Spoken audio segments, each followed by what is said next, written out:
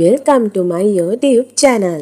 Mallory Towers කතා මාලාවේ ඩැරර්ගේ බාල සහෝදරිය ෆෙලිසිටි රිවර්ස් ගැන තමයි මේ වීඩියෝ එක. ෆෙලිසිටිගේ චරිතය නිරූපණය කරන්නේ බ්‍රිතාන්‍ය නිලියක් වන ඒප්‍රිල් වුඩ්ස්. ෆෙලිසිටි ගැන කතා කරනවා නම් කරුණාවන්ත, විශ්වාසවන්ත, සමබර ගැහැණු ළමයෙකි. ලැක්‍රෝස් ක්‍රීඩාවට වගේම පිහිනීමට ඇය දක්ෂයි. ඇය 2010 වර්ෂයේ මැයි 17 වෙනිදා එක්සත් රාජධානියේ කෙන්ට්හි උපත ලැබුවා. තවම ඇයට වයස අවුරුදු 15යි.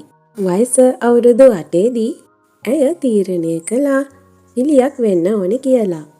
දෙමව්පියන්ට කියලා ඔඩිෂන් වලට සහභාගී වුණා. ඇය රංගන පාඨමාලාද හදාරා තිබෙනවා.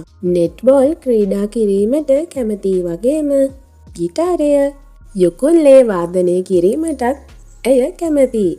ඇයට මැලරි ටවර්ස් කතාවේ ෆෙලිසිටි චරිතය ලැබුණා කියලා දැනගත්තම ඇය ගොඩක් පුදුම වුණා. ෆෙලිසිටිගේ චරිතයේ රඟපෑම හරිම විනෝදජනකයි. මෙම කතාමාලාවට සම්බන්ධ වීම හොඳ අත්දැකීමක් බවත් සම්මුඛ සාකච්ඡාවකදී ඇය පැවසුවා. එලා විශිෂ්ට සහෝදරියක් වන අතර ඇයට වඩා හොඳින් රඟපාන කිසිවෙකු ඇයට සිතාගත නොහැකි බව තිරයේ සහෝදරිය වූ එලා ගැන සඳහන් කරන්නත් ඇය අමතක කළේ නැහැ. ඇය රංගනයට පිවිසියේ බ්‍රීඩර්ස් කතාමාලාවෙන්.